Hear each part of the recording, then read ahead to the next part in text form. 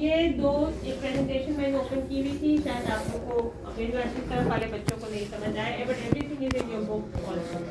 So we will discuss the diameters of the fetal skull, then we will discuss the mechanism of labor, how does the labor start, how does the labor, what are the stages of labor, and I think you all know that. You all are acquainted with what is labor, how does the labor begin, but everything is there in the book. किताबें भी खोल लो, वो सब है तुम्हारे पास. तो ये जो बच्चे का स्कल है, foetal skull, is been divided into, इसको अगर तुम देखो तो इसमें यहाँ पे ये क्या है, कौन सा कॉन्टिनेंट है, ये दो क्या है, parietal eminences. ठीक है, the area which is bounded by the two parietal eminences and posterior and the anterior fontanelle, and which is the highest point of the fetal skull is the vertex. ठीक है, उसके बाद ये क्या है तुम्हारा पीछे occiput. ठीक, तो अब तुम्हारे पास जो डायमीटर जिसमें समझेंगे, इस बच्चे का जो प्रेजेंटिंग डायमीटर होता है बेबी का,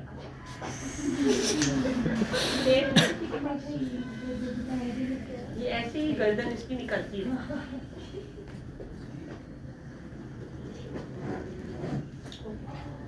तो जो बेबी का प्रेजेंटिंग डायमीटर होता है ना बेटा, वो ये होता है कि बच्चा आता है दुनिया में ऐसे, ठीक है, इन दिस, ठीक. और जो प्रेजेंटिंग डायमीटर होता है ना, वो एक वेल फ्लेक्स हेड होता है. वेल फ्लेक्स हेड, अगर तुम लोग अपना सर भी झुकाओ ऐसे करके फ्लेक्स्ड हेड करोगे, तो क्या होगा कि तुम्हारा ऑसिपिट से नीचे और ये वाला एरिया प्रेजेंट करेगा, जिसे हम कहते हैं सब ऑसिपिटोब्रैगमैटिक डायमीटर. ठीक है, इसको समझ पहले. एक जो फीटस की जो नॉर्मल डिलीवरी होती है, वो उसी वक्त होती है जब डायमीटर जो है हेड का,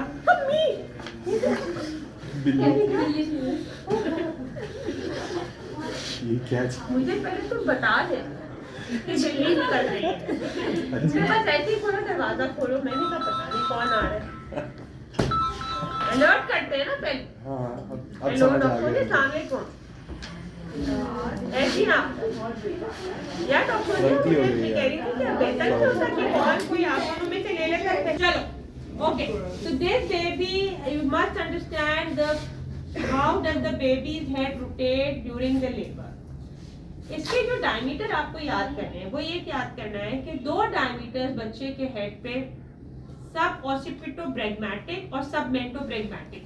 इसका अगर मैं आपको डायमीटर बताऊं तो वो ये ऐसे और ऐसे, ये ठीक है. इट्स लाइक इस वाली डायग्राम में अगर तुम लोग देखो, ठीक है, तो ब्रैगमा से दो लाइन नीचे आ रही है, नजर आ रही है, सब ऑसिपिटोब्रैगमैटिक और सब मेंटोब्रैगमैटिक. ठीक है, नजर आ रहे हैं? नहीं आ रहे. किताबें हैं तुम्हारे पास, 10 टीचर्स और खोलो. दो चीजें आपको अपने सर पे याद करनी. मेंटम, ये सब mentobregmatic, bregma is the highest, is the point here, right. तो दो लाइनें ब्रैगमा पे मीट करती हैं, सब ऑसिपिटोब्रैगमैटिक और सब मेंटोब्रैगमैटिक. एग्जाम में पूछा जाएगा. इन दोनों का डायमीटर 9.5 सेंटीमीटर, मगर इनकी प्रेजेंटेशन अलग है. ये प्रेजेंटेशन जो होगी सब ऑसिपिटोब्रैगमैटिक, ये वाली प्रेजेंटेशन ऑसिपिट एंटीरियर प्रेजेंटेशन कहलाती है, which is the vertex presentation, और ये is the most suitable presentation for the normal delivery of the foetal head. Do you understand what I am saying? नहीं, कोमल की को सब ऊपर से बड़ा सा हवाई जहाज गुजरा है. एग्जैक्टली. ठीक है, देखो बेटा, इसको समझ लो, अपने सर पे चाहे हाथ रख के समझ लो. मैंने तो ऐसे ही याद किया था, रट्टा लगाया कि सब ऑसिपिटोब्रैगमैटिक और submentobregmatic is the same diameter, is 9.5 centimetre. ठीक है, but this is the face presentation and this is the occiput presentation. समझ आ गई बात?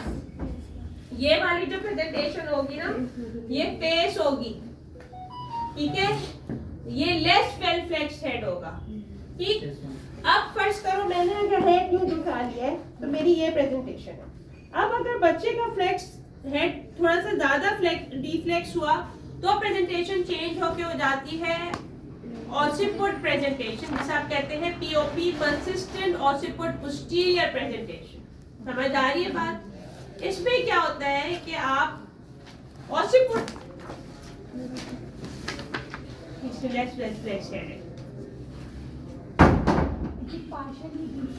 पार्शियली डिफ्लेक्स है. ठीक है, ऑसिपिटो डायमीटर चेंज होके हो जाता है 11.5 सेंटीमीटर। ठीक है, समझ आ रही है बात कि नहीं? 11.5 सेंटीमीटर का जो डायमीटर है वो लेस वेल फ्लेक्स हेड कहलाता है। ठीक, अब दो डायमीटर तुम्हें याद करने हैं जो तंग करने वाले होते हैं, मेंटो वर्टिकल, मेंटो वर्टिकल। ठीक है, मेंटो वर्टिकल डायमीटर एक है सब मेंटो ब्रैग्मेटिक, यानी कि एक यहाँ पे ब्रैग्मा नहीं, मेंटो वर्टिकल। ये वाला जो डायमीटर है ये है 13.5 सेंटीमीटर, ये नहीं डिलेवर होगा।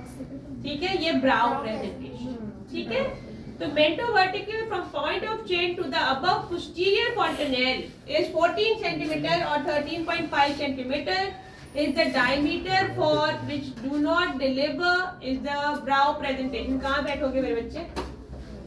शेयर का इंतजाम करो, ये रख दो। ठीक है, is the diameter which doesn't deliver। ठीक, इसी तरीके से एक ये मेंटो वर्टिकल हो गया और एक सेगमेंटो ब्रैग्मेटिक, तो 9.5 है जो हम फेस की तरह कहते हैं। तो ऑसिपिटो कितने डायमीटर हुए आपके पास? सब ऑसिपिटो ब्रैग्मेटिक, ठीक है, एंड सब मेंटो ब्रैग्मेटिक। दो आपके ब्रैग्मा पे हुए और एक ऑसिपिटो मेंटो वर्टिकल हुआ और एक सब मेंटो ब्रैग्मेटो ऑसिपिटो फ्रंटल हुआ विच इज डी फ्लेक्स। ठीक है, ये चार डायमीटर आपने रख लेंगे। लास्ट कौन सा बताया? ऑसिपिटो ब्रैग्मेटिक नहीं लेस डी फ्लेक्स है, यानी कि इसमें अगर ये वाला बेनिफिट रहता ना ज्यादा अच्छा समझ आता। समझो बच्चे ने थोड़ा सा सर ऊपर उठाया तो डायमीटर अब चेंज होके सब ऑसिपिट से ऑसिपिटो फ्रंटल चला गया। समझ आ रही? पहले था सब ऑसिपिटो ब्रैग्मेटिक, ऐसे था। जब बच्चे ने वेट बहुत अच्छा किया हुआ था तो ये डायमीटर आ रहा। अब बच्चे ने थोड़ा सा डी फ्लेक्स कर दिया, डी फ्लेक्स कर दिया तो अब डायमीटर चेंज हो गया। ये समझ आ रही है? अब तुम ये अपने हेड पे अप्लाई कर लो। अगर तुम्हारा हेड बहुत ज्यादा बेंड है तो सब ये वाली प्रेजेंटेशन बनती है सब ऑसिपिटो ब्रैग्मेटिक। ठीक है, तुमने सर थोड़ा सा ऊपर उठाया तो ऑसिपिटो फ्रंटल। ठीक है, और ऊपर उठा लिया तो मेंटो वर्टिकल। ठीक है, और इसी तरीके से मेंटो वर्टिकल अगर उठा लिया है तो फिर दूसरा तुम्हारे पास डायमीटर आ जाता है which has difficulty in delivery is the face which is ये कौन सा आ गया?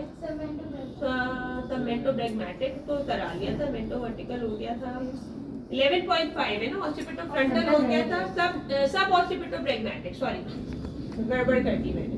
सब occipito ब्रैग्मेटिक and submentobregmatic is the one which can be delivered but face presentation is difficult. ठीक है, यहाँ तक समझ आया या नहीं?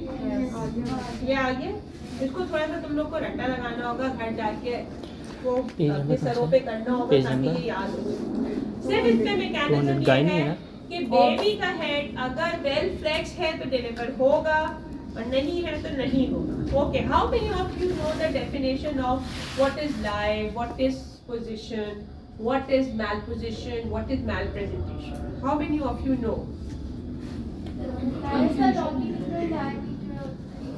With the longitudinal axis of the Line of pelvis. axis. हमारे पास मॉडल नहीं था वो वाला, दूसरा वाला बोन्स वाला।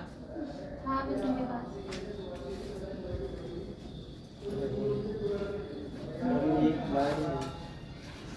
मॉडल की बात है, ये तो तुम्हारे लिए बहुत ज्यादा है।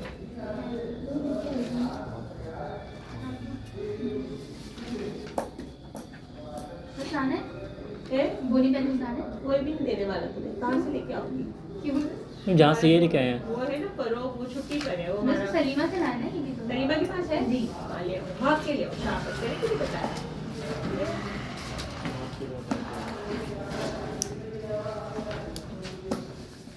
जल्दी भाग कर। लड़के हमारे बैठे रहते हैं क्या? भाग के काम करना तो The axis of the fetus with longitudinal axis of the maternal pelvis. Okay. So a lie is defined as the relationship of longitudinal axis of the baby with the longitudinal axis of the maternal pelvis. ठीक है?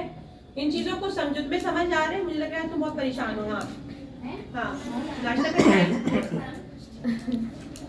देखो बेटा, इसको थोड़ा सा अपने आप को मैटरनल पेल्विस से और एक मदर की एनाटमी से थोड़ा सा अपने आप को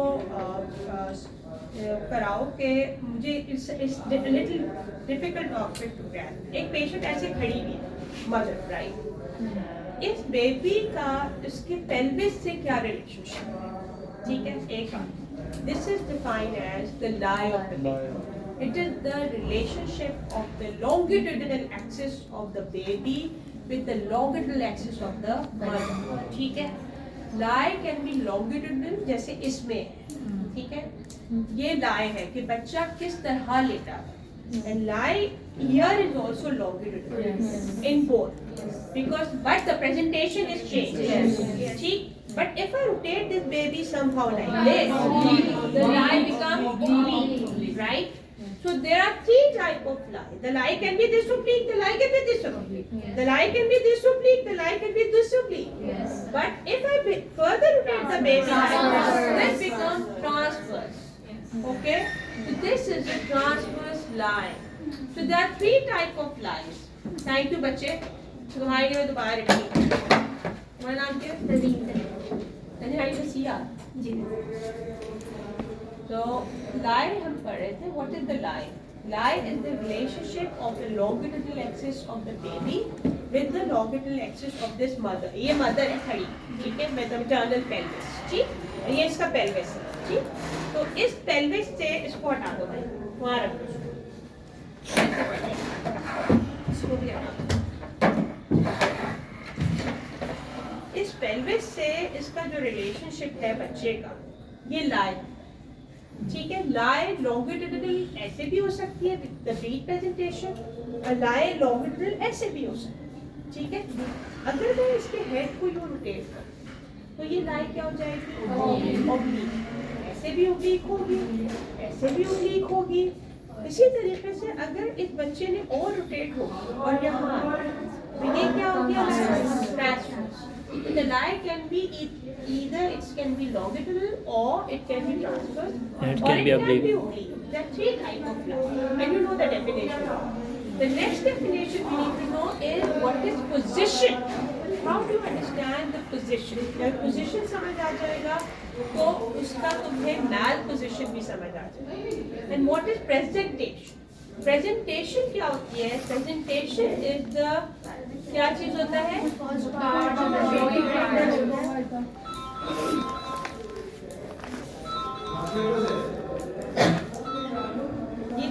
जी मुझसे बस आप अब्बू से उनसे कई तरह पैसे लेने, उनको 1500 शीशे पे लगे होंगे किसी, ठीक है, वो दिलवा दीजिए इनको घर से। Thank you.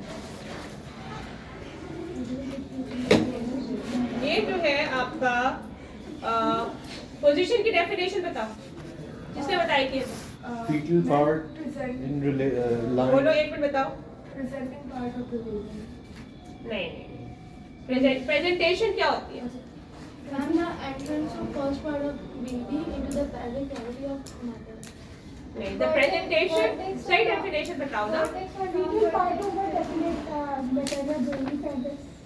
यस, दोबारा बताओ। Part present on the maternal. So the part of the baby presenting to the outlet or the bony pelvis, ठीक है। इसकी सही डेफिनेशन क्या है अल्फाज में? Definite fetal presentation या position? Presentation. Portion of fetus overlying the pelvic inlet. ठीक है, it is the part denominator or the part of the baby's dominant part of the fetal body which is overlying the maternal pelvis. अगर presentation ये है तो ये कौन सी presentation? Catholic presentation. अगर presentation ये है तो क्या है? Breed presentation. और अगर प्रेजेंटेशन ये है तो कंपाउंड प्रेजेंटेशन, ठीक है। तो presentation can be three types again, it can be breach, it can be Catholic और इट कैन बी कंपाउंड, ठीक है। इसी तरीके से जो पोजीशन है वो क्या है? पोजीशन की डेफिनेशन बताओ। Position relationship of a definite fetal part to the maternal bony pelvis. Okay, it is the As it exits the it is maternal the body. relationship of the denominator of the babies of the fetal part with the bony pelvis. अब मेरी बात समझो। इस part का जो denominator है, समझ आई? Occiput anterior है, ऑसिपुट पोस्टीरियर है, ये पोजीशन है। कैफिलिक प्रेजेंटेशन है या लॉन्गिट्यूडिनल लाई है, ठीक है, लेकिन इस कैफिलिक प्रेजेंटेशन में पोजीशन हेड की क्या है ये अलग बात है, ठीक है। इसकी कैफिलिक प्रेजेंटेशन तो है मगर इसकी मुझे मैल पोजीशन लग रही है, मैल पोजीशन लग रही है। इसके मतलब ये जो अगर मेरे हेड इंगेज हो गया, अंदर चला गया, तो इस हेड ने अपने आप को रोटेट किया, ठीक है। अगर रोटेट किया हुआ है तो पॉसिबल एंटीरियर प्रेजेंटेशन नहीं है। फॉर एग्जांपल ये आ गया face, this is a face presentation. तो malposition is basically the relationship of the denominator of the fetal part with the denominator with the maternal pelvis, ठीक है। यानी कि इस प्रेजेंटिंग पार्ट का जो डिनोमिनेटर है उसकी आउटलेट पे क्या प्रेजेंटेशन, ये पोजीशन होती है। Any position apart from occiput anterior presentation which is suboccipitobregmatic is a mail position. याद रखो, मैल पोजीशन ये है कि चाहे इस ऑसिपिट ब्रैगमैटिक जो मैंने आपको डायमीटर बताया है, suboccipitobregmatic which is 9.5 centimetre, if there is any presentation apart from it, चाहे सर यूं आ रहा है, चाहे सर यूं आ रहा है, चाहे सर यूं आ रहा है, this is a malposition. समझ लो इसको, गायनी में बड़ी सप्लीज आई है, कोई मसला है मुझसे पूछ लो बार बार। मैम फेस प्रेजेंटेशन की भी तो सेम डायमीटर है, मतलब 9.5 जैसे आपने बताया सब प्रेजेंटेशन सुनो, फेस प्रेजेंटेशन में सेम डायमीटर, सब ऑसिपिटोब्रैगमैटिक इज अ, और सब ये दूसरी प्रेजेंटेशन कौन सी है हमारी वर्टेक्स। अगर मैं इसको कर दूं सब मेंटोब्रैगमैटिक तो फेस है, फेस टू प्यूब्स प्रेजेंटेशन, ठीक है, सब मेंटोब्रैगमैटिक फेस है। अब मगर वालेकुम, कैसी है मैडम, ठीक ठाक? आपके 5 मिनट लेने जब आप फ्री हो जाए जी मैं बात कर लीजिए। मैं बात, आप कहाँ हो? मैं या तो बोर्ड में हूँ या अपने रूम में, मुझे कॉल कर लेना, मैं आ चलो जाऊंगी। Let me see. मैम ये नॉर्मली डिलीवर नहीं होता face presentation, face presentation normally deliver जी नहीं, दुनिया में 99% बच्चे वर्टेक्स से आते हैं। इस दुनिया की सदी की सबसे खराब चीज जो है ना वो ये है, सही बात है। वर्स्ट इजाद ऑफ द सेंचुरी। जी अस्सलाम वालेकुम, बोलो बोलना, हाँ बेटा बोलो। 95% बच्चे जो है वो आते हैं वर्टेक्स प्रेजेंटेशन, ठीक है। लेकिन अगर नहीं होती वर्टेक्स प्रेजेंटेशन, कोई मैल पोजीशन होती है, प्रेजेंटेशन होती है, तो फिर तब उस पे एक फेस प्रेजेंटेशन भी आती है, ठीक। जो डायमीटर बता रही है सब आपका जो ब्रैगमैटिक किया है से वर्टेक्स प्रेजेंटेशन। जी बोलो खुलना, क्लास ले रही हूँ, जल्दी बोलो।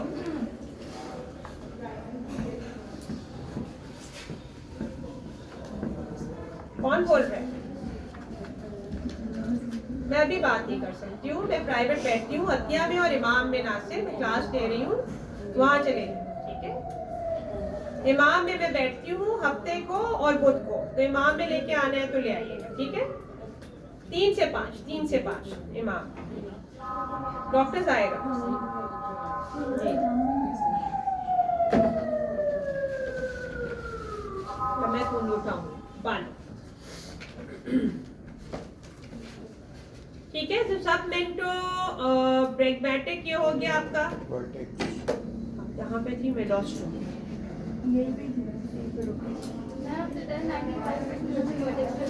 रुक जाओ। ये आपके डायमीटर, इस पे डायमीटर हो गए आपके सारे डायमीटर समझ आ गए।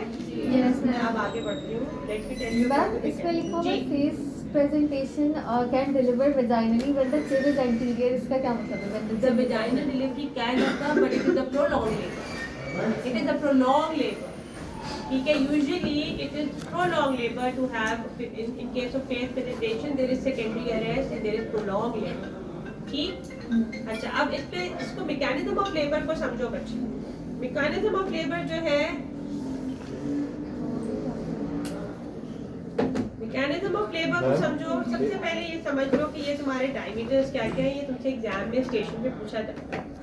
ये तुम्हारा आईलेट क्रेस्ट है, ये तुम्हारा क्या है, एंटियर सुपीरियर, ये क्या है, नहीं ये क्या चीज है, एलियोपेक्टिनियल लाइंस है, ठीक है।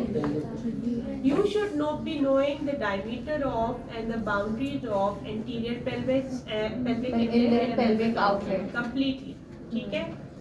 अब इसको समझ लो, you are asked in exam what is the boundary of pelvic inlet.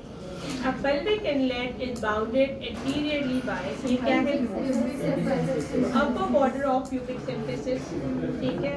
On both sides there is Iliopectineal line. ठीक है, ala of the sacrum and sacral compound, ठीक है। This is the diameter of the pelvic inlet. The pelvic inlet has a transverse diameter and a AP diameter. Okay. The transverse diameter of the pelvic inlet is 13.5 larger than the AP diameter. याद रखिएगा, the transverse diameter of the pelvic inlet is 13.5 centimeter or 13 centimeter. The AP diameter of the pelvic inlet is 11 or the 11.5 centimeter. Some of the books have written 11.5, some have written 11 centimeter. Right? Now, you must understand completely that the mid cavity of the pelvis, this is uniform diameter all around, ठीक है, which is 12, ठीक है, this is 12 but when you come to the outlet of the pelvis, again the diameter changes, okay। Now in the outlet you are asked in the exam, यही रखा हुआ होगा कि what are the boundaries of the pelvic outlet, so इस पे कोई रट्टे वाली बात ही नहीं है। The pelvic outlet is bounded anteriorly by lower border of the pubic symphysis, right? Descending rami of the ischiopubic rami है ये आपका, ये तो pubic bone है, ये ischium है, ischial tuberosity। So descending ramus of the descending ischiopubic rami, descending border of the ischiopubic rami, and on both the sides ischial tuberosities, and here comes the coccyx, tip of the coccyx, ठीक है। यहाँ पे दो ligament भी होते हैं, sacrotuberous and sacrospinal ligaments। ये outlet जो है इसका डायमीटर इनवर्स होता है, ठीक है। The outlet has increased AP diameter. This diameter is more than this diameter, ठीक है। So this diameter is more, which is 13 centimeter or 13.5 centimeter. But this diameter जो इसकी है, ये वाला diameter, ये इसका कम होता है, ठीक है। अब इसको रट्टा ऐसे लगाएं कि इस बच्चे ने जब लेबर शुरू होगा और इस बच्चे ने एंटर होना है मैटरनल पेल्विस पे, तो it always enters into the maternal pelvis in a transverse diameter, ठीक है, इसको याद रखो। The head enters into the maternal pelvis in a transverse diameter. The first step क्या हो गया? दिल्ली आ गई, ये तो ये आया, नहीं दिल्ली नीचे गई है। आ जाओ बेटा, ये पाँव पे आई ना, किसी को गई। I feel cats very creepy. I don't feel dogs creepy, but I feel cats creepy. सही बात है। Why do you agree with it? People have cats as a pet in the house. नहीं बेकार बेकार दो dogs तो है, मगर मैं ये pet ये बर्दाश्त नहीं कर सकती बिल्ली। है मेरी बहन के पास है, इतने नाच नखरे उठाती है अपने, काम तो कुछ नहीं करती। वही तो। चलो, okay, this head mechanism of labor समझ जाओ। This is all your एक चीज इस पे तुम्हारी ऑस्की स्टेशन में आएगी। इस हेड का डायमीटर, इस पेल्विस का डायमीटर, इनलेट, आउटलेट। अरे भाई जाने दो ना, खत्म, कुछ नहीं करेगी, छोड़ दो। डिस्टर्ब नहीं हो, इम्पोर्टेंट है बेटा। अपनी क्लास तुम्हारी कितने बजे तक क्या? 11:30? आप जब तक पढ़ाना मैं तो पढ़ूंगा। खत्म करके जाओगी। तुम लोग में से कितने लोग पॉइंट से जाते? चलता ही नहीं है। अंदर आ जाओ, जल्दी जल्दी जल्दी जल्दी अंदर आओ, जल्दी नीचे बैठ जाओ।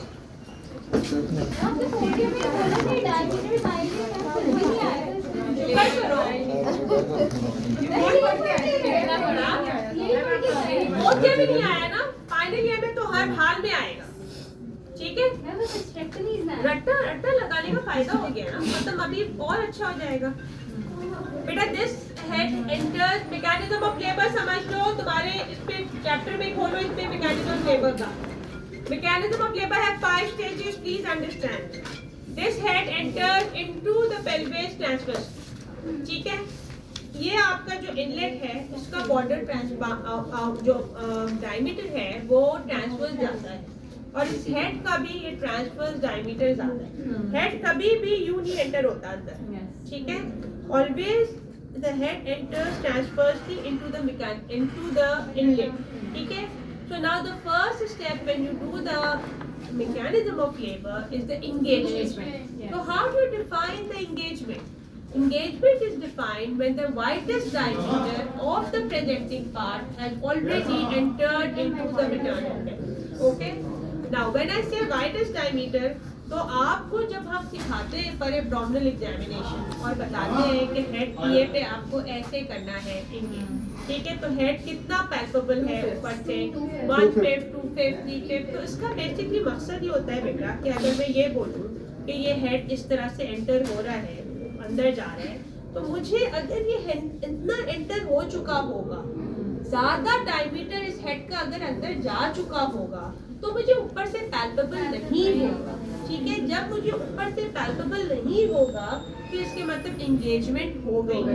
So engagement is defined as when the widest diameter of the presenting part has entered through the pelvic inlet, ठीक है। Whatever the presenting part, ये अगर कैपुलेट नहीं है और अगर ये ब्रीच है और अगर ब्रीच का भी वाइडेस्ट डायमीटर अंदर चला गया है, दिस इज द एंगेजमेंट। ये बात समझ आ गई?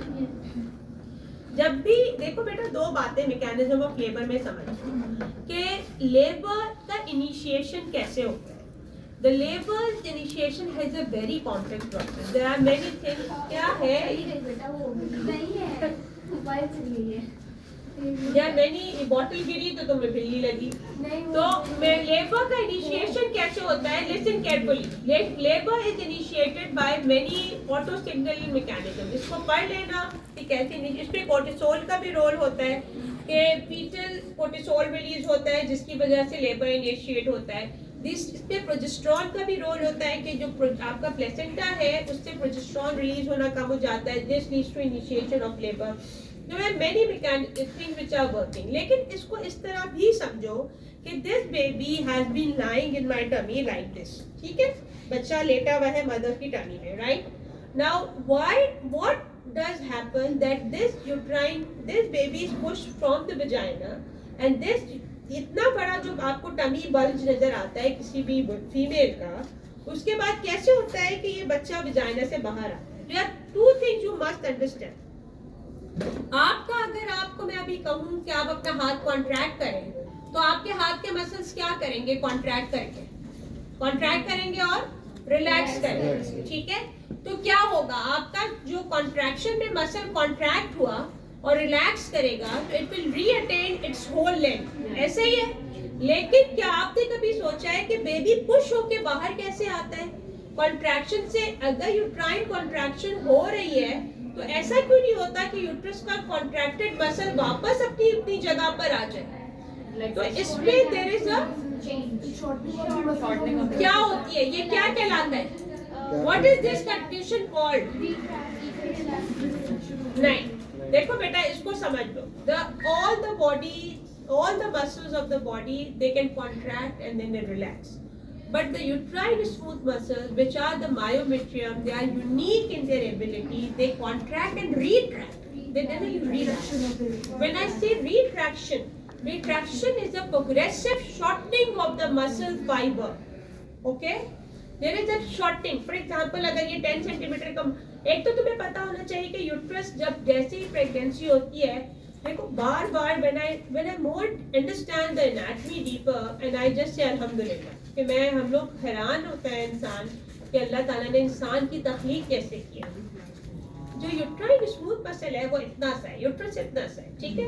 उस यूट्रस पे बेबी आया और वो यूट्रस इतना बड़ा हो, ठीक, उसमें क्या हुआ, जिसमें हाइपरट्रोफी हुई यूट्राइन स्मूथ मसल की। हाइपरप्लेसिया इतना नहीं होता, Hyperplasia is the increased number of cells and the growth of the cell. But hypertrophy is the increase in the size of the cell, right? तो यूट्राइन स्मूथ मसल्स की ability ये है कि जब कॉन्ट्रैक्शन शुरू होती है तो क्या होता है कि ये कॉन्ट्रैक्ट करते हैं और रीट्रैक्ट करते हैं, रिलैक्स नहीं होते। रीट्रैक्ट के मतलब ये है कि ये छोटे होते चले जाते हैं। अगर 10 सेंटीमीटर का फाइबर था तो ये कॉन्ट्रैक्ट करके 9 सेंटीमीटर का होगा, फिर 8.5 का होगा, फिर 8 का होगा। इसकी वजह से क्या होता है, the baby get a push, क्योंकि बच्चे को कहीं और जाने का रास्ता नहीं मिलता। The baby only has one way to go out, and that is this pelvic inlet and then outlet. ठीक है? तो बोलो बच्चे।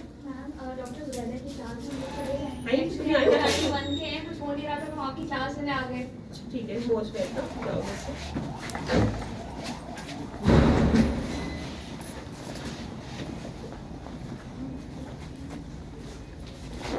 चलो तो तुम लोग अरेंज हो जाओ, तुम लोग Are you sitting here?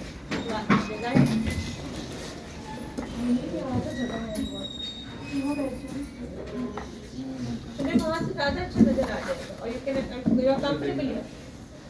ठीक है? तो muscles have an ability to contract and retract, and that is why they get a push. The baby get a push to get out of the pelvis. ठीक, एक बात। अच्छा, अब क्या करना है जनाब के मैकेनिज्म ऑफ लेबर में फर्स्ट स्टेप तो आपने पढ़ा कि ये इंगेज, ठीक है। नेक्स्ट स्टेप क्या है ट्रीटमेंट के बाद? डिसेंट। जब कॉन्ट्रैक्शन मुस्तकिल होती रहती है तो उस कॉन्ट्रैक्शन से क्या होता है, बेटा छोड़ दो इस बिल्ली को, ये सिर्फ तुम्हें डिस्टर्ब कर। तो पाँव ऊपर करके बैठ जाओ ना, तुम्हें प्रॉब्लम क्या है? You put your bag up और पाँव ऊपर करके बैठ जाओ, दैट्स इट। क्योंकि 1 घंटा गुजर जाएगा, लेबर की क्लास दोबारा नहीं होगी, ये लोग लिटरली की क्लास हो गई लेबर की। ठीक है, पाँव ऊपर करो और बैठ जाओ। जिस तरह से ये कॉन्ट्रैक्ट करेगा यूट्रस, कॉन्ट्रैक्शन के साथ साथ क्या होगा कि ये बच्चे को पुश मिलेगा and there is a descent of the foetal head और द प्रेजेंटिंग, ये डिसेंट होता चला। ठीक, now what happens when the descent occurs? जैसे जैसे डिसेंट होता चला जाता है, डिसेंट के फौरन बाद जो नेक्स्ट होता है वो क्या बोलते हैं, डिसेंट जैसे जैसे होता जाता है उसके बाद क्या होता है, देयर इज अ फ्लेक्शन। ठीक है, फ्लेक्शन। फ्लेक्शन कैसे? Flexion usually the flexion occurs before the level of the this ischial spine. ये ischial spine देख रहे हो, बाहर की तरफ रिवर्टेड नजर आ रहा है, ये दोनों।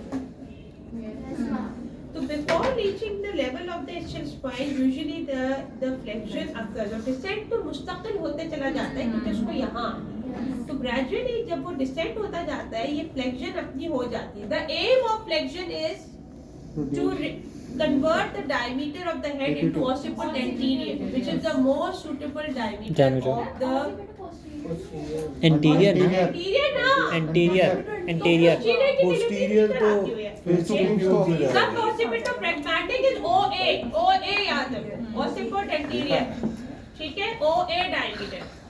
Occiput posterior is difficult to deliver. It is a less flex head. ठीक, वो नहीं होता इतने आराम से। So because of the constant contraction, because of the persistent contraction, there is a descent and then there is a flexion. ठीक है, अब अगर फ्लेक्शन भी हो गई है बेबी के हेड की, तो नेक्स्ट चीज क्या होती है, इंटरनल रोटेशन। इंटरनल रोटेशन बेटा क्या करेगा, इस ओसिपुट एंटीरियर को सामने लेकर आ जाएगा।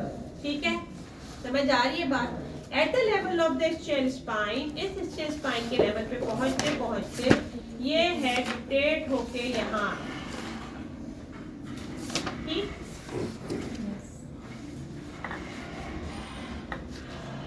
समझ आ रहा है यहाँ तक? नहीं, डिसेंट के बाद इंटरनल रोटेशन नेक्स्ट स्टेप है ये, यहाँ फिर उसी का पार्ट आ गई, एंगेजमेंट, डिसेंट एंड देन ये फ्लेक्शन के बाद इंटरनल रोटेशन। ठीक है, हाँ जी। जब इंटरनल रोटेशन होती है ischial spine के लेवल पे और ये ऐसे ऐसे बाहर आता चला जाता है, तो फिर इंटरनल रोटेशन के साथ occiput anterior आपका बाहर आ जाता है। That stage is called rounding. ठीक है, राउंडिंग। इंटरनल रोटेशन से पहले बिल्कुल फ्लेक्शन कंप्लीट नहीं होती है ना?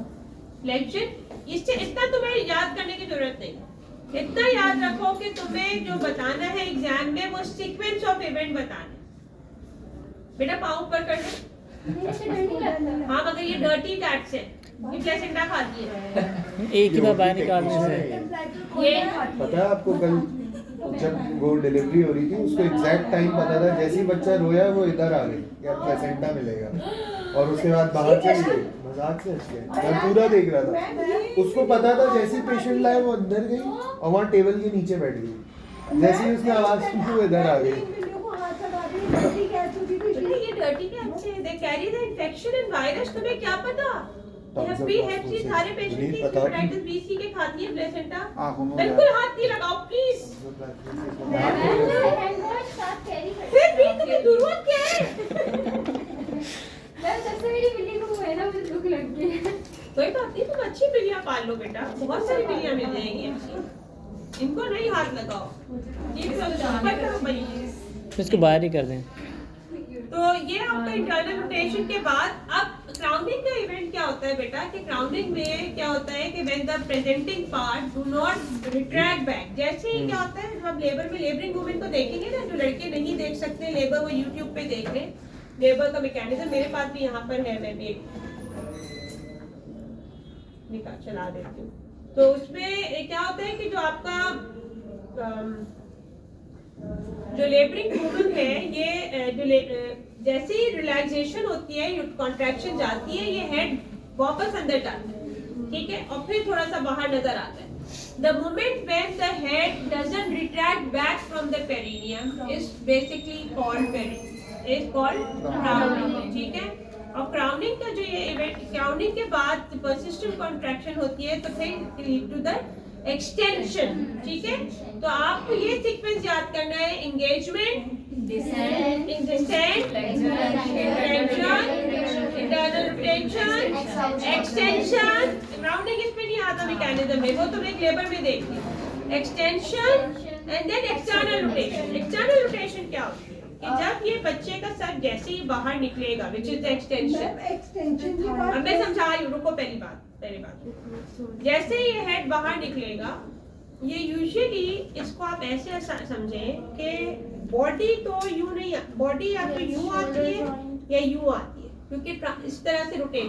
आप ये सोचिए कि बच्चे के दोनों शोल्डर्स बड़े होते हैं, ये एक साथ नहीं आ सकते पूरे एक यूं करके, ठीक है। तो body always enters in a oblique diameter. अब आप लोग अगर कोई नॉर्मल डिलीवरी देखें ना, तो आप ये देखेंगे कि जैसे ही बच्चे का हेड डिलीवर होता है ना, इट अलाइन इटसेल्फ 1/3 को रोटेट करता है, 1/8 ऑफ द सर्कल को, because it align itself with the body. अगर इसकी बॉडी इस तरफ है तो ये ऐसे होगा, ठीक है। अगर बॉडी ऐसे है तो ये हेड थोड़ा सा यूं हो जाएगा, क्योंकि उसको अपनी बॉडी के साथ अलाइन करना है। दिस इज कॉल्ड रेस्टिट्यूशन, ठीक है। And then there is delivery of shoulder and delivery of body. हाँ मामा आप एक बार फिर से बता देंगे, मतलब सारे क्या बताऊं? सारे स्टेजेस, एक्सटर्नल रोटेशन और रेस्टिट्यूशन में डिफरेंस। हाँ, इसको पकड़ो जरा पहले, मैं ये वीडियो तुम्हारे लिए ऑन अगर ये चल जाए।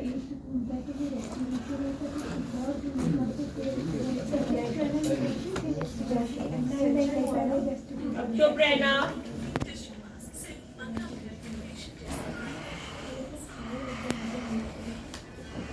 उसको देख लो कि मैं रिपीट कर थोड़ा सा और से ऊपर कर दो स्क्रीन थोड़ा। चुप रहना, क्वाइट।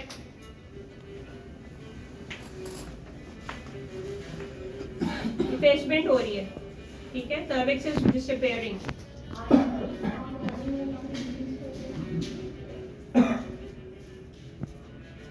ठीक है, डिसेंड कर रहे हैं, देखो रोटेशन कैसे कर रहे हैं,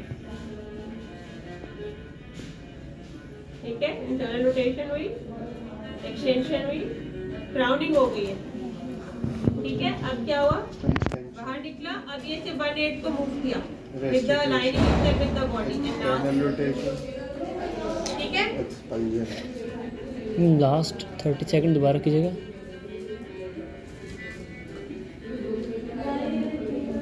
क्या ही इसमें extension of head and then देखो एक्सटेंशन के बाद आता है रेस्टिट्यूशन। एक्सटर्नल रोटेशन, ठीक है। रेस्टिट्यूशन में क्या है? advances, the cervix incorporates into the lower uterine ventricle. So basically, when you talk about the labor, you must mention about all three components. Okay, descent of the presenting part, dilatation of the cervix, and effacement of the cervix, and effective uterine contraction. ठीक है? ये सारी चीजें करती है फिर delivery of the baby and the delivery of the placenta. ठीक है, ये लेबर की डेफिनेशन आपको याद होनी चाहिए। What are the different stages of labour, ये लड़कियों में से बताएंगे आप। How do define stage 1 of labour? When the contractions, uterine contractions starts and there is the dilation of cervix up to 6 centimeter. 4 centimeter, 3 centimeter. That is active phase. किताब में जो लिखा है वो बताओ, वो नहीं बताओ जो तुम इधर उधर सुन रहे हो लोगों से। First phase में 10 सेंटीमीटर फर्स्ट स्टेज होती है, 10 सेंटीमीटर 0 से 10 सेंटीमीटर तक first stage of labour. First stage is labour again divided into 2 stages.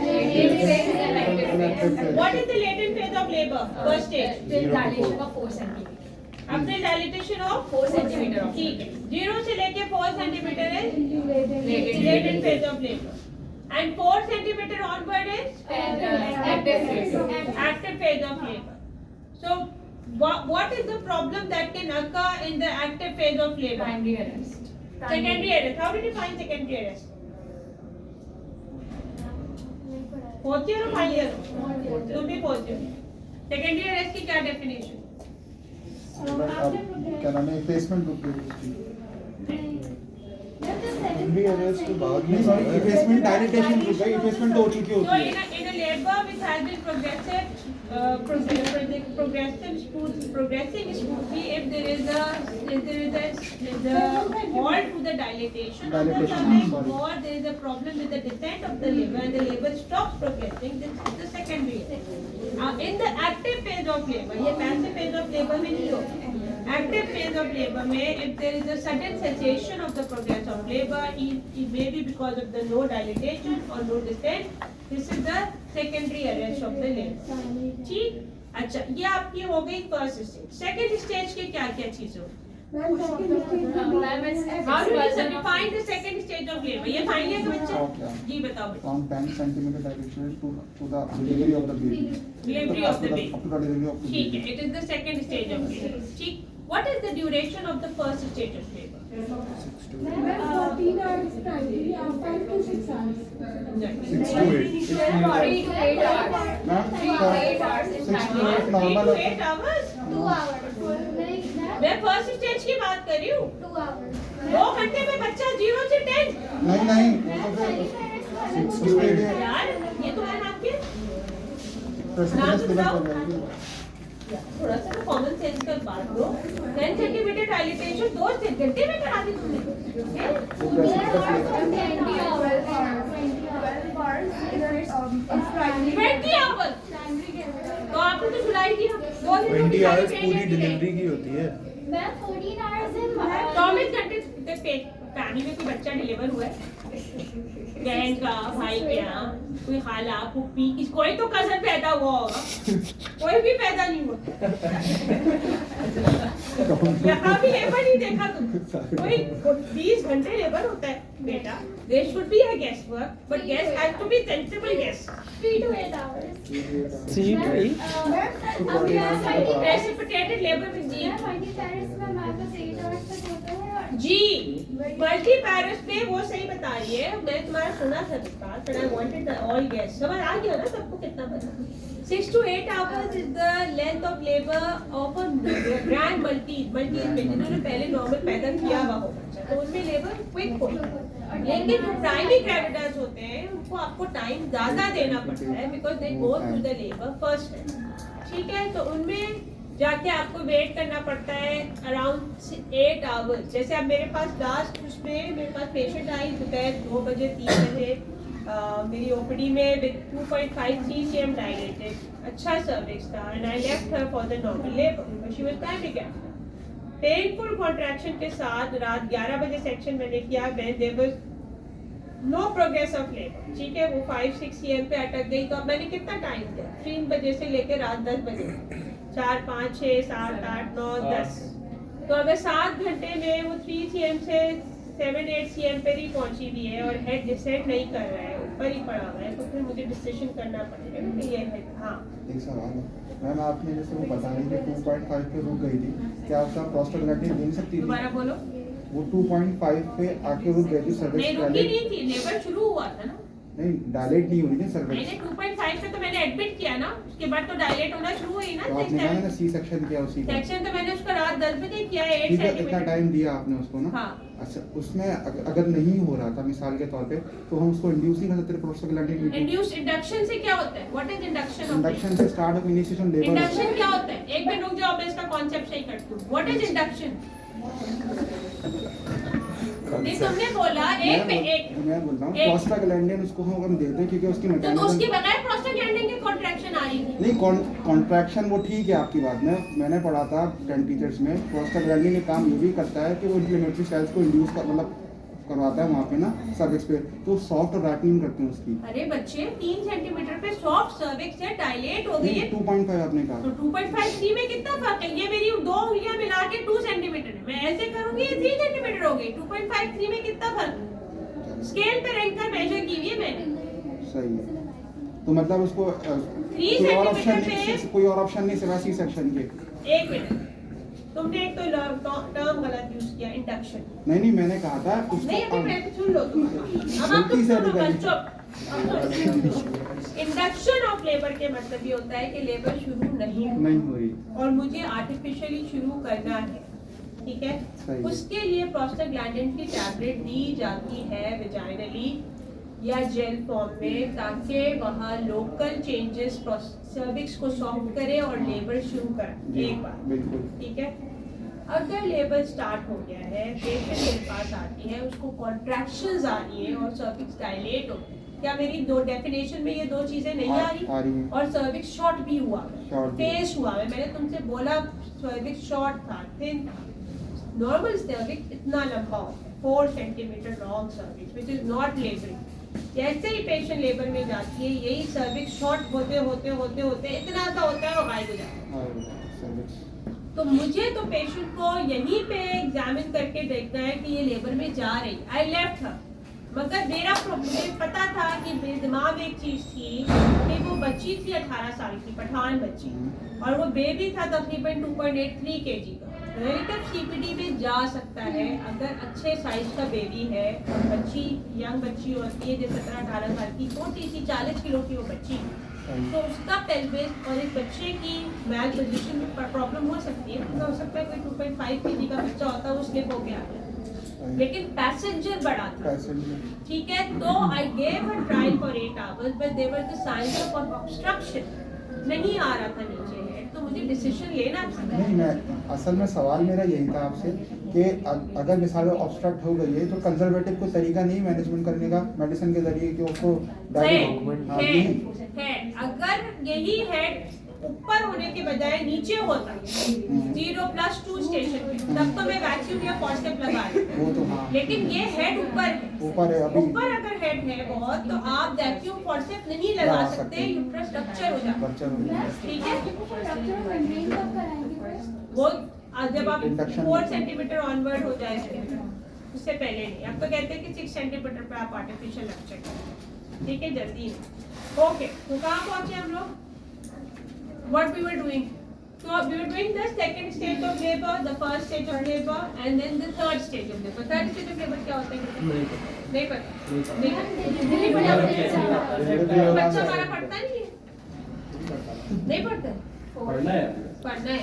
आपको Vishal? Ma'am delivery of placenta And the membrane. And its membrane. ठीक है। तो what is the duration of second stage? क्या बताया? 30 minutes. 30 minutes. Second stage up till 2 hours maximum. इन दोनों stages पे, first और second stage पे फर्क पड़ता है एपिड्यूरल का। एपिड्यूरल होगा तो लेंथ ऑफ लेबर बढ़ जाएगा, ठीक है। अब तुम्हारे पास पेशेंट एक आती है जो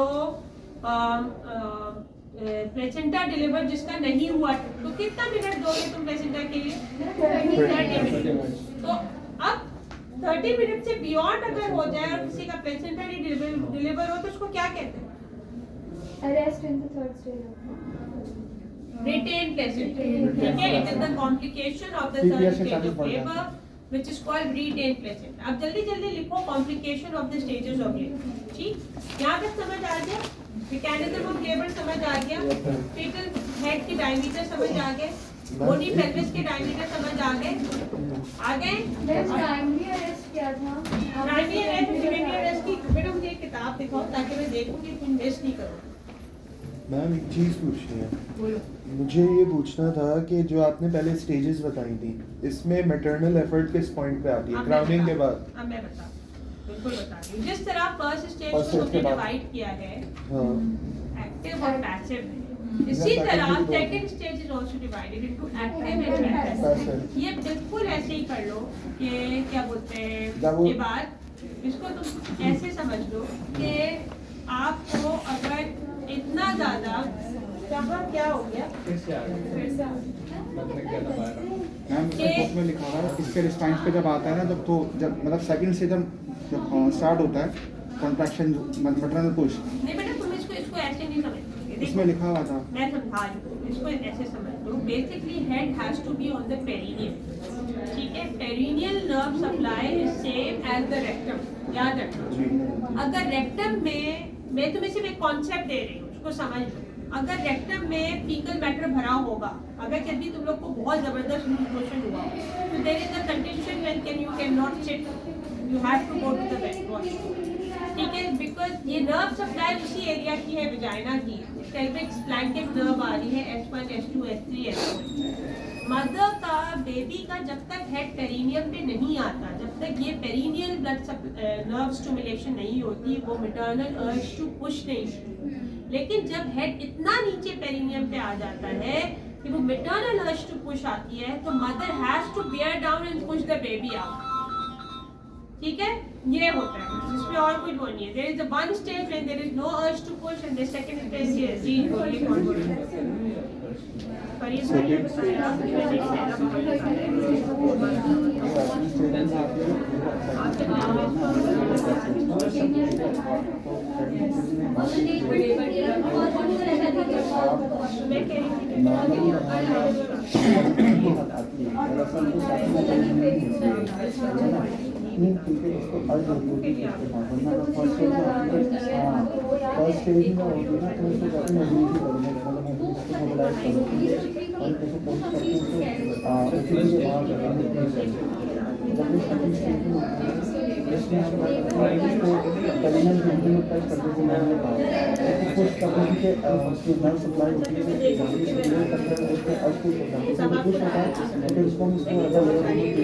मैंने उस वक्त टर्म ये ऑगमेंटेशन है, इंडक्शन है, ठीक है। तो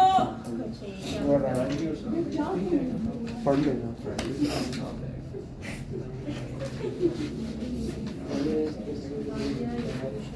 पहली सेकेंड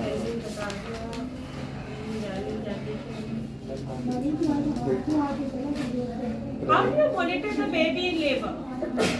प्राइमरी सेकेंड सीडीजी कल मैंने बहुत बड़ी क्लास की थी यहाँ पे, तो आपका बैच नहीं था, दूसरे लोगों ने मुझसे रिक्वेस्ट की थी।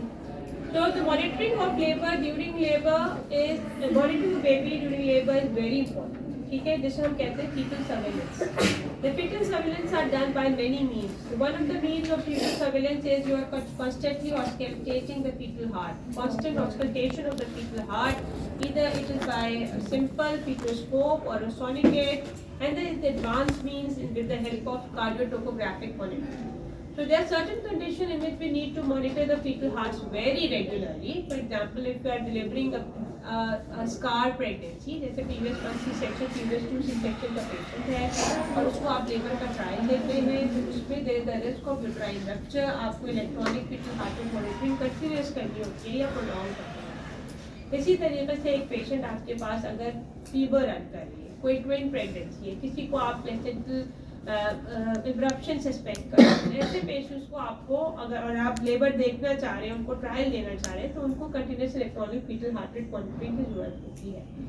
ठीक, तो continuous electronic foetal heart rate monitoring ये है कि सीटीजी लगा के मैं छोड़ दूँ, ठीक है, electronic foetal heart rate monitoring होती है। लेबर्स के अलावा, इसके अलावा फीटल सर्वेलेंस का आपका सवाल आता है, उसमें आप ये भी बता सकते हैं ultrasound is also another mode of foetal surveillance. ठीक है, एक और चीज होती है जिसे आप कहते हैं बायोफिजिकल प्रोफाइल। वो क्या होता है कि उसमें इट्स एन एडवांस अल्ट्रासाउंड जिसमें आप 5-6 चीजें और इंक्लूड करते हैं, वो डिटेल में पढ़ लीजिएगा। ठीक, और एक और चीज होती है जिसे आप कहते हैं अल्ट्रासाउंड डॉपलर। डॉपलर क्या होता है कि उसमें आप ब्लड फ्लो देखते हैं कि जो बेबी को जा रहा है वो सही है या compromise. Okay, now we go further with the management of complications of the first, second and third। क्या करेंगे? हाँ, चेक करते हैं एम्ब्रियोनिक पे नॉर्मल है कि पार्ट ऑफ हेल्थ तुम्हारी क्लास होनी चाहिए अलग। ठीक, management of the first, second and third stage of labour. Third stage की मैनेजमेंट बहुत इंपॉर्टेंट है, इसको आप कहते हैं active management of third stage of labour, AMTSL। आपसे वाइवा में पूछा जाएगा व्हाट इज AMTSL। ठीक है, active management of third stage of labour. So the third stage of labor is basically defined as after the delivery of the baby, after the delivery of the placenta and its membrane. The duration, normal duration of the third stage of labor is 30 minutes. ठीक है, और active management of third stage of labor के क्या components हैं? बोले क्या चीजें होती हैं? उसमें 3 चीजें आती हैं, बोलो किसको पता? कंट्रोल कॉर्ड ट्रैक्शन, आगे 10 units of ऑक्सीटोसिन। 10 यूनिट। सबसे पहले तो ये है कि जब जैसे ही बेबी प्लेसेंटा ये शोल्डर ऑफ द बेबी नजर आए, आप क्या देंगे मदर को? 10 यूनिट्स ऑफ ऑक्सीटोसिन IM में। ठीक है, injection oxytocin 10 units intramuscular to the mother. Secondly आप क्या करेंगे? उसको कंट्रोल कॉन्ट्रैक्शन करेंगे। और थर्ड क्या है? Uterine massage. ठीक है, there are 3 components of the active management of third stage of labor. What is the difference between the active management and the passive management of third stage of labor? बोलो बेटा, नहीं पता। Ma'am, Passive में wait करते early हैं। Clamping भी थी। Passive में एक्सपेक्टेंट होता है ना कि हम wait for the placenta to Yes. Passive के मतलब ये है कि आप कुछ ना करें, आप हाथ बांध करके खड़े हो जाए। ठीक है, और प्लेसेंटा को खुद आने जैसे दाई लोग करती है। ठीक है, वो क्या करते हैं कि अम्लाइकल कॉर्ड के साथ एक पत्थर बांधते हैं। ठीक है, और उसको धागे से बांध के नीचे लटका और आने देते हैं प्लेसेंटा को। Now what is the difference? The active management of third stage of labor reduces the risk of postpartum hemorrhage of 60%. ये आपसे एग्जाम पूछा जाता है। ठीक है, कि हम एक्टिवली मैनेज इसलिए करते हैं कि 60% पोस्टपार्टम हेमरेज का रिस्क कम हो जाए, रिड्यूस हो जाए। ठीक है बेटा, कितना समझ आ गया? 60%। ये तो मैं रॉयल कॉलेज की गाइडलाइन का फिगर कोड कर रही हूँ, वैसे मुझे नहीं पता कि तुम्हारी किताबों में लिखा है। नहीं, ये जो हमारी गाइडलाइन है वो ये कोड 15 लिखा हुआ था। 15? हाँ, 15 to 5% लिखा हुआ है। गलत लिखा है ना, आज क्या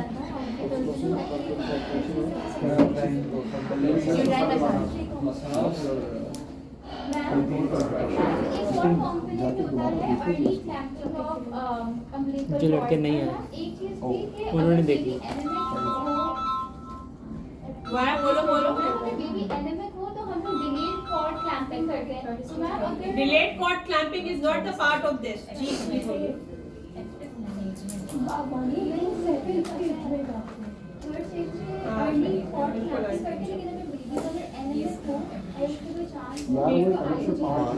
No, what the delayed cord clamping is that once you deliver the baby, you put the baby on the maternal womb, mother's abdomen, and leave her for 3 minutes. Leave the baby for 3 minutes so all the blood from the placenta goes to the baby.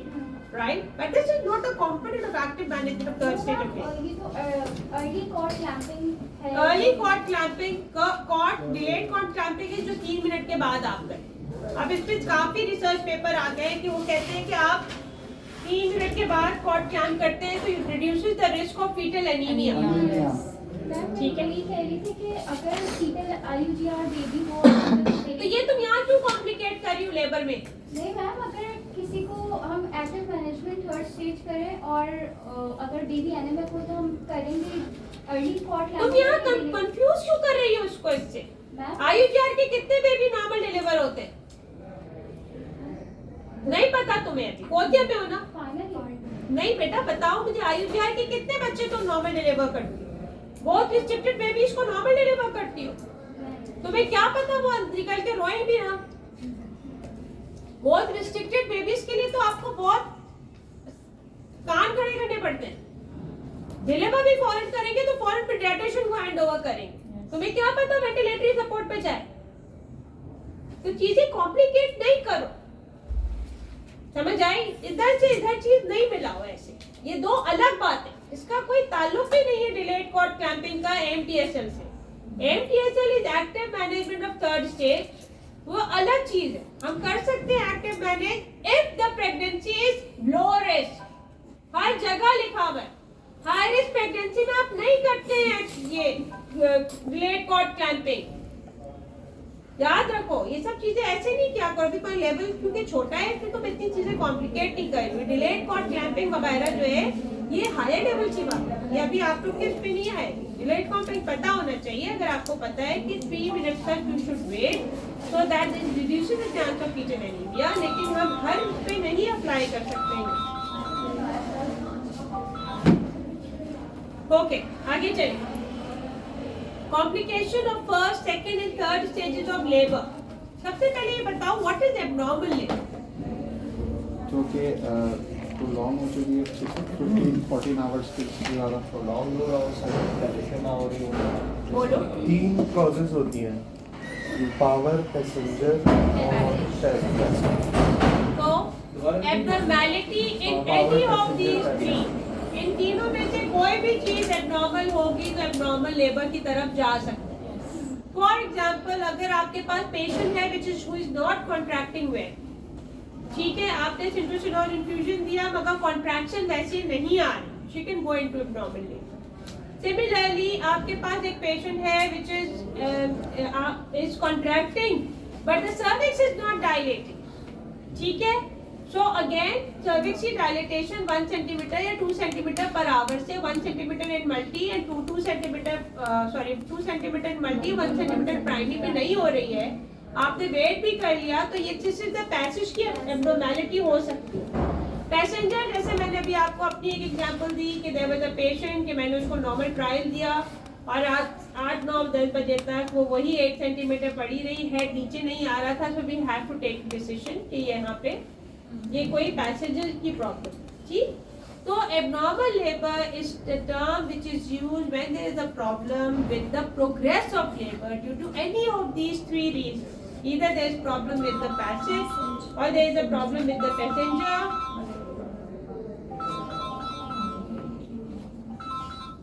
हाँ Rudra, class ले रही हूँ, बोलो। नहीं बेटा, I am in KMDC class ले रही हूँ, बोलो। जरूरी बात है। अगर गाइडी के पेशेंट है बेटा तो मैं ट्यूसडे को आऊंगी, ठीक है, ठीक है। और मंडे की डॉक्टर रानिया बैठी है, तुमको बोलो मंडे की लिस्ट मुझे बताएं क्या होगा। प्राइमरी का मतलब है कभी ठीक है, तो प्राइमरी अरेस्ट होता है इधर देखो, प्राइमरी अरेस्ट होगा तुम्हारा फर्स्ट स्टेज ऑफ लेबर में, यानी कि कभी डायलेट कर ही नहीं पाया सही से। सेकेंडरी अरेस्ट होगा सेकेंड स्टेज में, जब डायलेट शुरू में किया और बाद में नहीं कर, ठीक है। प्राइमरी अरेस्ट क्या है? कि जब पहली दफा शुरू में ही वो सही से डायलेट नहीं कर पाया, ठीक है। और सेकेंडरी है कि पहले करके और पहले फिर नहीं कर प्रीवियसली पाया। डायलेटेशन या प्रोग्रेशन ऑफ लेबर हो रहा था and then it stops progressing, ठीक है। तो अब इस पे तुम्हें 2-3 चीजें, ये तो एब्नॉर्मल लेबर ये हो। फर्स्ट स्टेज ऑफ लेबर की एब्नॉर्मैलिटी में प्राइमरी और सेकेंडरी अरेस्ट आता है, ठीक है। सेकेंड स्टेज ऑफ लेबर की एब्नॉर्मैलिटी में क्या क्या चीजें आई बताओ मुझे, इंपॉर्टेंट चीजें हैं। डिलीवरी ऑफ बेबी में क्या क्या प्रॉब्लम हो सकती है? और प्रोलैप्स हो सकता है, ठीक है। It is the problem which occurs in second stage of labour. और क्या हो सकता है? शोल्डर डिस्टोर्शिया हो सकता है। वेरी गुड, ये तुम थर्ड स्टेज की कॉम्प्लिकेशन लेके आए। सबसे पहले ये बताओ कि व्हाट इज शोल्डर इस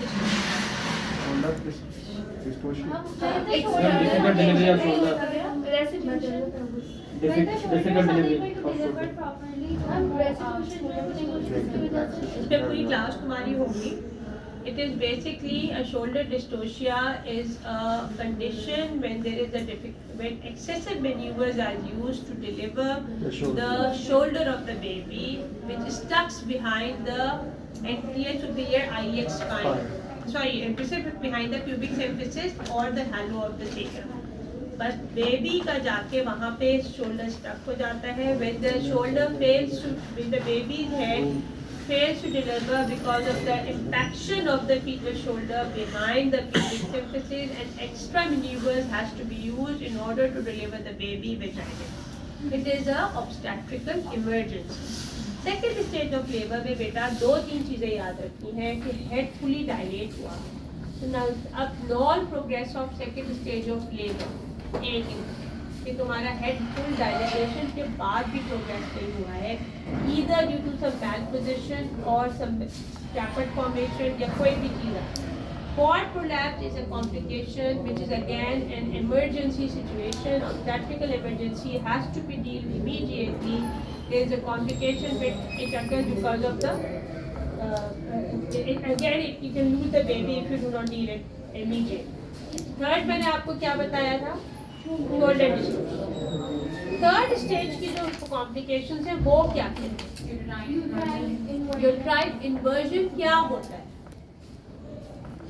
मैम जब कॉर्ड को आप ज़्यादा प्रेशर के साथ अगर वो it loses an integrity of the uterus.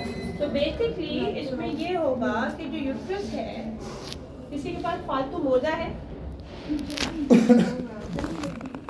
नहीं अपने दुपट्टे का ही करती हूँ.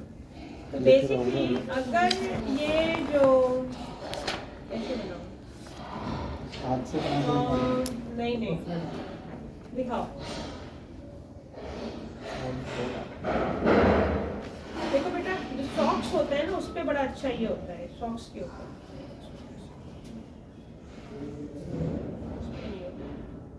नहीं होता है, सॉक्स पे होता है. एनीवे तो इसको ऐसे समझो कि यूट्रस जो है वो इससे बाहर निकलना शुरू हो जाए. ठीक है, ये निकलता कैसे? बिल्कुल सॉक्स की तरह पेयर होता है. जैसे अगर सॉक्स को हम उल्टा करते हैं तो इसका पेयर लाइक. ठीक है, तो इसके लिए कहीं सॉक्स पे मैं तुम्हें करके बता दूँ. खींच रहे तो उसको इस तरह अब मेरे तो यहाँ पे लगा हुआ है ना अम्बिलिकल कॉर्ड, यहाँ से आ रहा है. ठीक है ना. अब आपने जब इसको बहुत ड्रैग किया तो ये जो पूरा पार्ट है ये बाहर निकलना शुरू, इनवर्ड डाउन. ठीक है, फंडस पहले आ.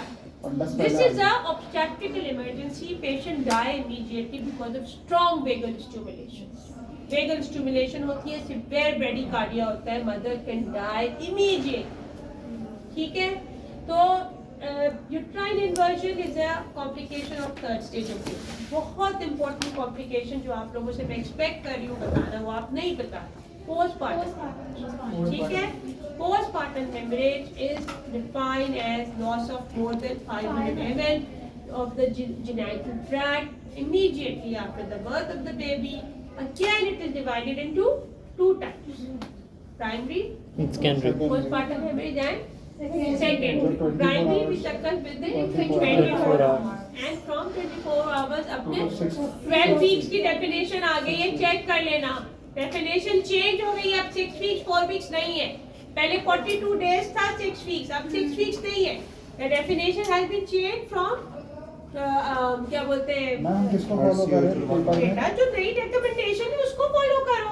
12 हफ्ते की डेफिनेशन आ गई है. क्या है तुम्हारी किताब में? मुझे पता आईएम में क्या लिखा. नहीं अब 12 हो गई है ना. 12 हो गई है, 12 हो गई है. इसको चेक कर लेना, तुम्हारी आईएम में गलत लिखा होगा.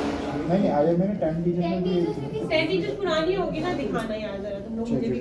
अच्छा मैम, लास्ट टाइम वाइवा में कहने का पढ़ मतलब ये लिए. कि परप्यूरम का पीरियड अब 12 वीक्स का हो गया है. ये तो मैंने नहीं बोला.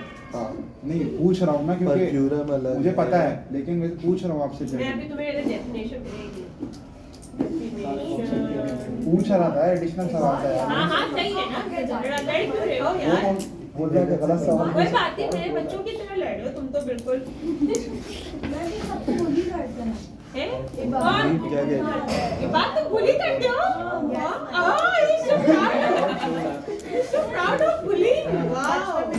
जो होता है ma'am uterine inversion retained placenta PPH और बस यही 3 कॉम्प्लिकेशन। नहीं और भी है, रुक जाओ। Amniotic fluid embolism amniotic fluid embolism है, सेकंड एंड थर्ड स्टेज की कॉम्प्लिकेशन, यूट्राइन रप्चर है और बहुत सारी ये गाइडलाइन खुल गई। शी है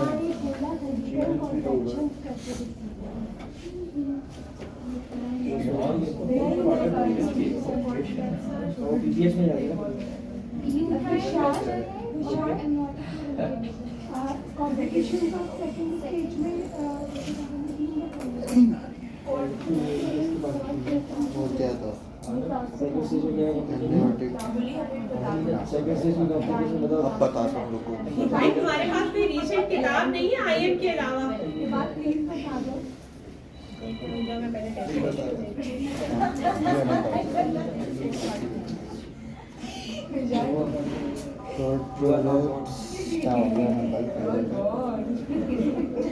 लड़कियों तुम लोग कितना बातें करती हो?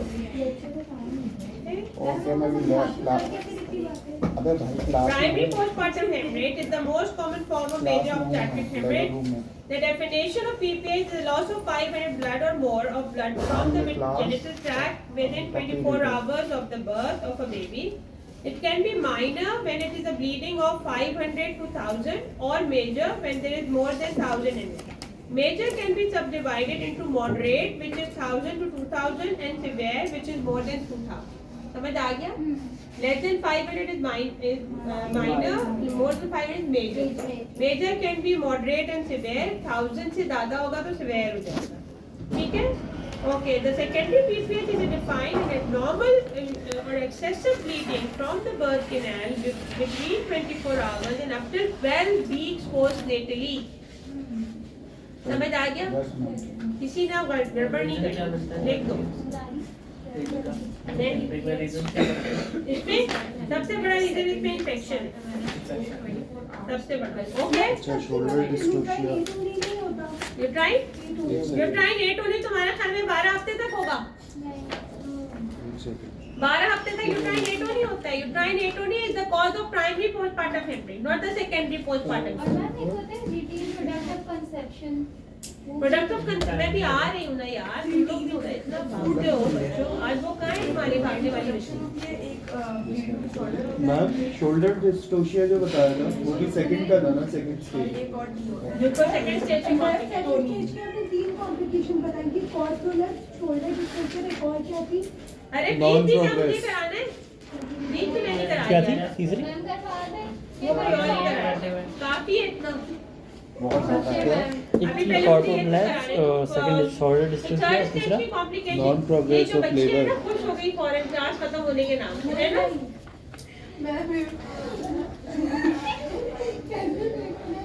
देख क्या तुम डरा रहे हो लड़कियों को, हरास कर रहे हो क्या? क्या हो गया ये? तुम्हारी अरे बात देखो में तुम इतना खौफ हो रहा है, दहशत फैला रही तुम्हारा है डॉन हो गया। ये हाँ ये डॉन है हमारे तुम्हारे डॉन है। हमारे भी गरीब बच्चा है, उसको इतनी शराब उसकी मासूमियत चेहरे पे किसी का गलत फायदा उठा रहा है ये। हाँ? किसी मासूमियत का गलत फायदा हर बार करके कहता the devil made me do this. वो सुना है ना जो दरख्त मीठा होता है पत्थर ज्यादा मारते हैं लोगों को।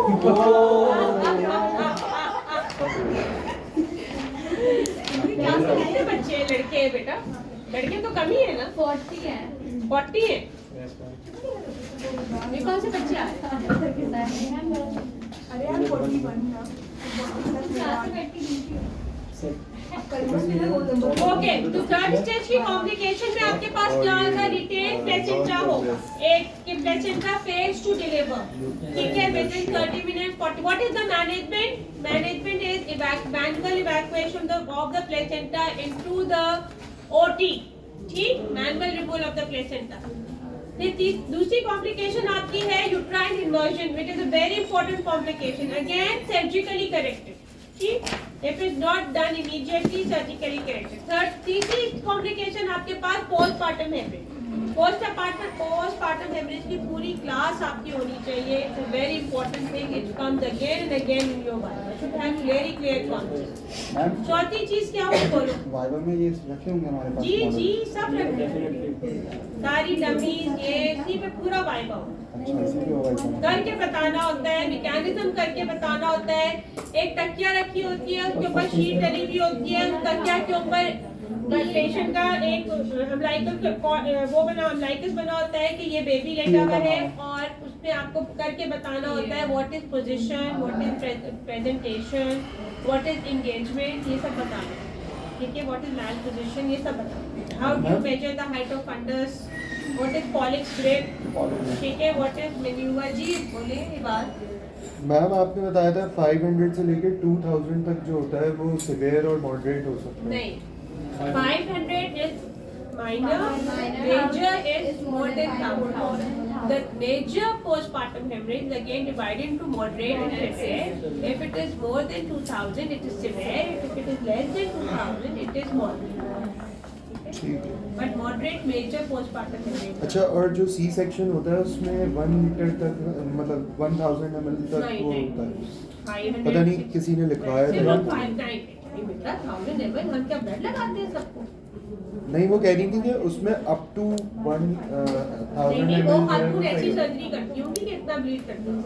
मैम नीचे क्लास सर्जरी के दौरान नहीं, नॉर्मल डिपेंड सर्जरी के करता है. दौरान सर्जरी के दौरान ही मैंने बताया था, इसने याद नहीं आ रहा, बहुत अच्छी याद नहीं आ रहा है. इतना ब्लीड कौन कराएगा 1000 ml पेशेंट.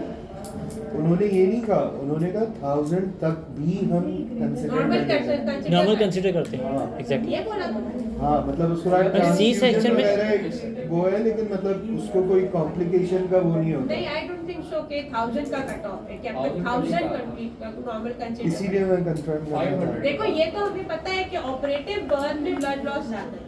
ठीक है ना, आप एब्डोमेन कट करते हुए अंदर जाते हैं, हर लेयर ब्लीड करते हैं. ठीक, लेकिन वैजिनल डिलीवरी में आप कोई लेयर ब्लीड नहीं कराते हैं. वो तो एक अल्लाह ताला ने रास्ता बनाया है, बच्चे ने आना है. वही पोस्टपार्टम हेमरेज होता है. नीचे से प्लेसेंटा निकालें, एब्डोमेन काट के निकालें, जितना प्लेसेंटा सेपरेशन की वजह से ब्लीड करना है उतना करेगा, है ना. लेकिन एब्डोमिनल डिलीवरी में ब्लड लॉस कंपैरेटिवली 400-500 ml ज्यादा होता है as compare to the blood loss of the vaginal delivery. Exactly. ठीक है, मगर ये मुझे नहीं पता एग्जैक्टली कि क्या 1000 ml तक ब्लीड होना नॉर्मल समझा जाता है. I don't know. हम वो सी सेक्शन में समझा जाता है नॉर्मल, लेकिन स्पॉन्टेनियस में नॉर्मल 500 तक ही समझा जाता है. सीमेंट भी ज़्यादा हो गया 1000 ml. No, amount 1000 कितना- under अच्छा ये भी 1000. देखो, इसको समझने की बात है कि जब तुम लोग के हर पेशेंट के लिए पोस्टपार्टम हेमरेज जो होता है ना, या जो ब्लीडिंग होती है पोस्ट या Depend जो करती है. ब्लीडिंग होती है, उसका टॉलरेंस का लेवल अलग होता है. जैसे अब ये हमारी बच्ची है, Subjective इसका होता है. BMI तुम्हारा कितना है? अंडरवेट हो ना, तुम तो अंडरवेट हो ही, है ना. वजन कितना होगा? 30 किलो. नो मैम 37 37 kg हो, तो 35-37 kg तुम्हारा वेट है. अब इसके लिए अगर इसको ब्लीडिंग होती है किसी भी रीजन से, ABC, कोई ट्रक से टकरा जाए, कुछ भी हो जाए, अल्लाह ये शायद कुछ भी खुदा ना अल्लाह खाए, ना गॉड को. ठीक है, और अगर इस बात को सर्वाइव कर दो. दोनों में फर्क है ना. 5 इसको तो 200 ml पे ही बेहोश हो जाए. बिल्कुल. ये बात 500-600 ml तक बर्दाश्त कर लेगा. कैसे क्योंकि खुश हुए सब मुझे ट्रक से लगने के. एनी ब्लीडिंग अल्लाह नहीं करे हम लोग को, गॉड फॉरबिड कोई ऐसी बात. एनी ब्लीडिंग किसी भी चीज से गिर गई बच्ची, कोई भी हो गया, खुदा ना आज करके नहीं गिर गई, चलो छोड़ो, बात गिरा है. कोई भी हो जाए, कुछ भी any injury leading to any haemorrhage, कोई भी ऐसा हेमरेज हो, किसी को भी XYZ, sorry to take your name, मैं कंपैरिजन के तौर पे बता रही थी कि a person with a low BMI will develop the shock and the problem related to that hemorrhage and shock early as compared to the high BMI people. ये बात समझ जाओ, क्योंकि उसकी बॉडी में इतना रिजर्व है कि वो इस शॉक को कंपनसेट कर दे. इनकी बॉडी में इतना रिजर्व ही नहीं है कि वो इस शॉक को कंपनसेट करे. ये बात समझ जाए. ठीक है, समझ गए कॉन्सेप्ट. अब समझा. बुली मैं नहीं करता इसको बुली, ये सबको करता है बुली. देख लिया उन्होंने आज कौन किसको मैंने bully कर मैंने रहा किसी है. को कुछ नहीं करता. मैं तुम शरीफ ऐसे ही आदमी. लड़ते रहते हो. ये तो अभी कुछ एक नहीं ही है. ग्रुप में हो, ये तो कुछ भी नहीं है. मैं एक ही ग्रुप में जानबूझ के आए. जानबूझ के आए लड़ाई करने के. हाँ. जरा फन भी तो होना चाहिए. मजा जाहिर सी बात. मेरा खाना हजम नहीं होता इससे लड़े वाला है. आपके ईटिंग आउट की प्लेसेस क्या है तुम लोग की फेवरेट? ईट द चीज। हम लोग जाते सदाबहार वहाँ पे क्या खाते हो सदाबहार? सदाबहार कौन सी जगह? इटालियन चिकन ऐसे ही ढाबा है लेकिन ढाबा वहाँ पे कहाँ हम पर? लोग चार मीनार चौराहे। हाँ? चार मीनार के पास बांद्राबाद है ना। अच्छा 200 देखा है ना उसके सामने वाली उसके गली सामने। में। अच्छा वहाँ पे क्या है?